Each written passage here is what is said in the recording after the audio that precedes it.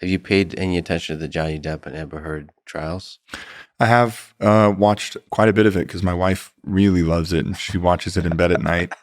So it's raw. Like to me, it's really because you mentioned how complicated love can be, and I've never seen. I don't care about the celebrity nature of it. I don't care if it was. I don't care who it is. Yeah. But it's just laid out in such raw form. For the world to see it. For the world to see the toxicity, but also the passion and the clearly sort of the drugs and the drinking, but also like the longing and the dreams, and I will always be with you. I will die for you. The places, the roller coaster of love, and it's all there at the end, past the end. So it's like I've also recently reread The Rise and Fall of the Third Reich about Hitler and Nazi Germany. It's the rise and the fall.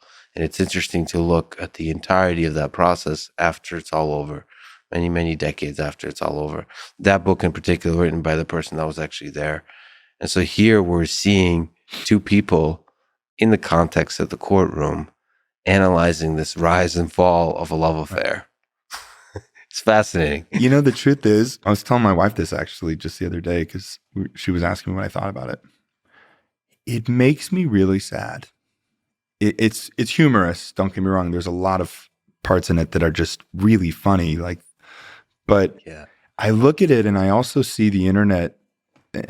Someone's always the villain and someone's the hero, which is such a funny thing. And we talked about a little about this offline before we got on this. But I have a real firm belief in life that it's just more complex than you think. Always. And Johnny, for instance, is very charismatic. And you love him and he's funny and the way he does things and he looks certain ways and he says things. He's just, you really love him. And I feel like, and maybe I'm wrong on this, but it looks like the internet has really been like, Johnny is the winner, Amber is the villain. And I kind of look at it. Yeah. And I kind of look at it and I feel like, were any of you in their bedroom? Were any of you there for these things? And I'm not saying one way or the other.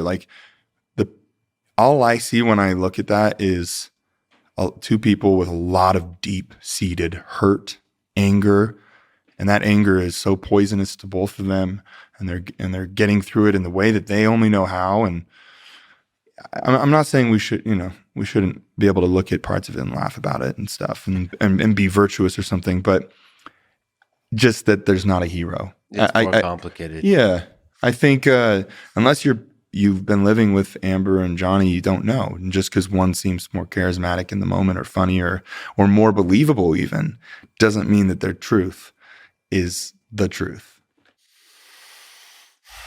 And I feel like there's still love there too, which makes that's the hardest part. He won't even look at her. Yeah. He looks down the whole time. And maybe people say, well, it's because of anger or hurt or whatever.